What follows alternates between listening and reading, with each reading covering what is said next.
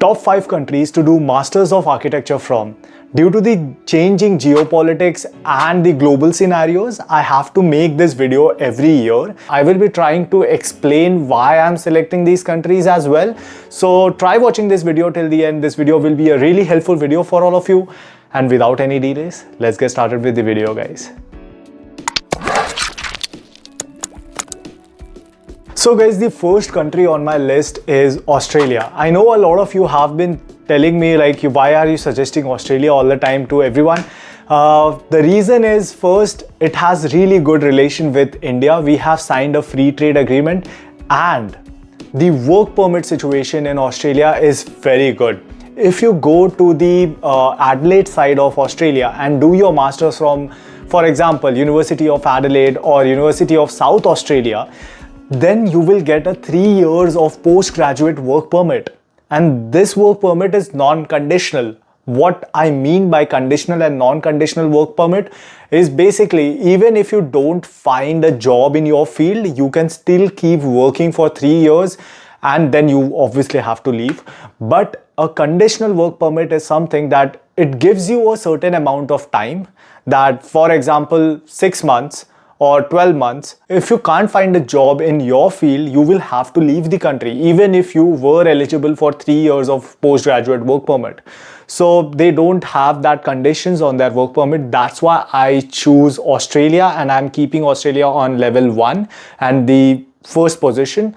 Next point of getting admission in Australia is they have a lot of universities offering Masters of Architecture, which makes it easier for you to get admission in one.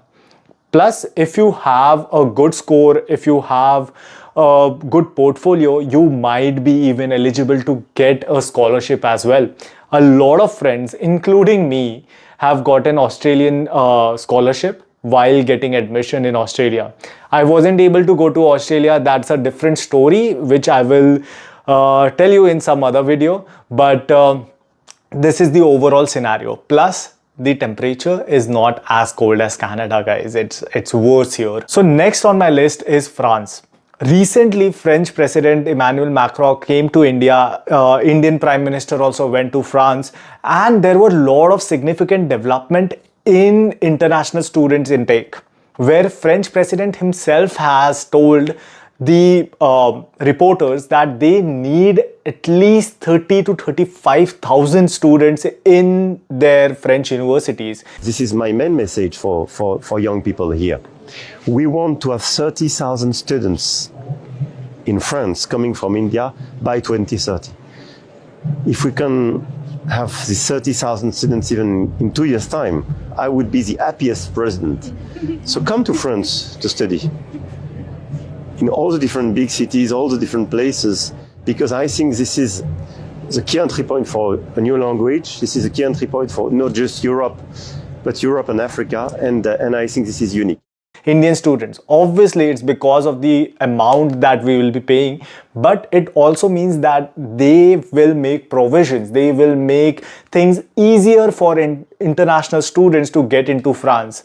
Plus, they give 2 years of work permit, which is again an unconditional work permit. You can keep looking for jobs for 2 years and then even apply for extension of your work permit once your 2 years of work experience are over.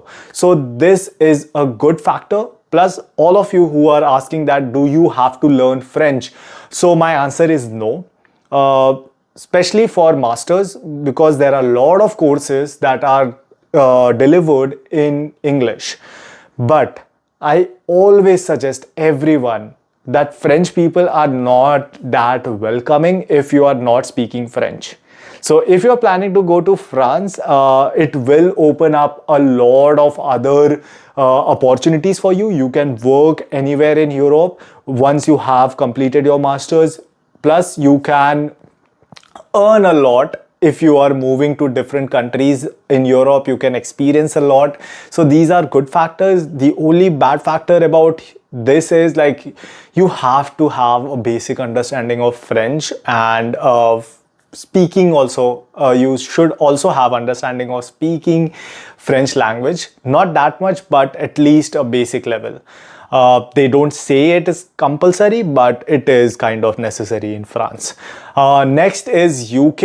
UK, again, they have 2 years of work permit once you complete your master's of architecture from UK. Plus they have a lot of universities that offer masters of architecture education. Plus they have a lot of universities offering BIM, project management. They have universities offering computational design. They have universities offering advanced architecture degrees. So a lot of courses to select from. Plus UK again has been historically an educational hub, but right now I think so they are going through a recession period. So I would say, like, if you can afford it, you should select UK if you are going into BIM or anything, because UK again, it is on higher level of BIM integration and implementation. When it comes to architecture, all the government projects over there are focused on BIM, and they have a mandatory limit for all the government projects that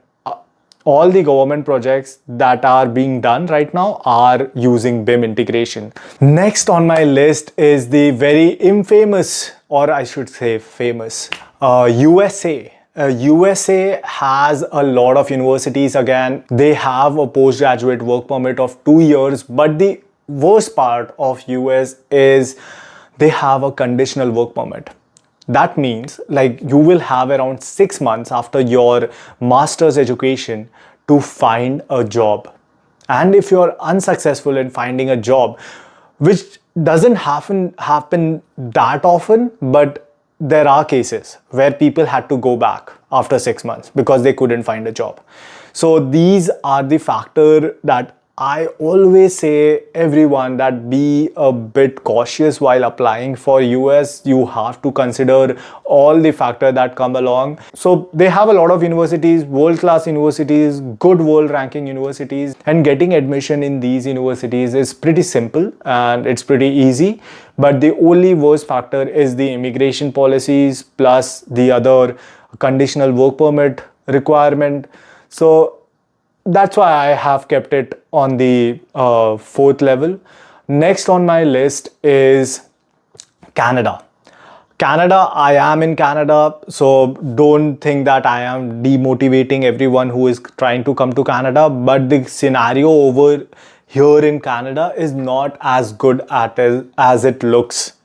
Canada is going through a recession. There is a job scarcity. There is housing crisis right now that is going on over here.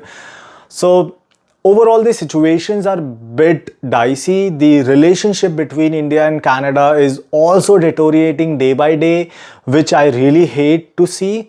But the good parts about Canada is that you will get 3 years of work permit if you complete 2 years of masters. The PR process is simpler if you do your masters, if you get a job over here. So immigration wise, Canada is still one of the best. But right now they are cutting down on immigration. They are cutting down on issuing of PR. I am into my PR process right now, but again, it is very dicey. I have applied from past, I think so, 2 months or something. There has been no reply, and I don't think so there will be a reply for next 6 months till they will make a decision, because there are 9,500 people in the pool that I have applied to. So there are a lot of people who are applying for PR, lot of people who are applying for master's education here in Canada. So the process of getting admission over here is very tough. You are very unlikely to get admission over here. I have applied to top universities over here and they had no reason, but I was rejected in 2 of the universities. So I don't know why, but it also says that there are a lot of candidates applying for Masters of Architecture and for Masters courses in general in Canada. It is very saturated. That's why I'm keeping it on 5th. But if your target is just immigration, if your target is just to get a PR of Canada or any country abroad, then probably you should take the chance and come here. But one more thing that I wanted to highlight, and I always highlight to everyone, Canada is very cold. For 3 to 4 months or 5 months, you can consider your life will be like hell. It is very cold.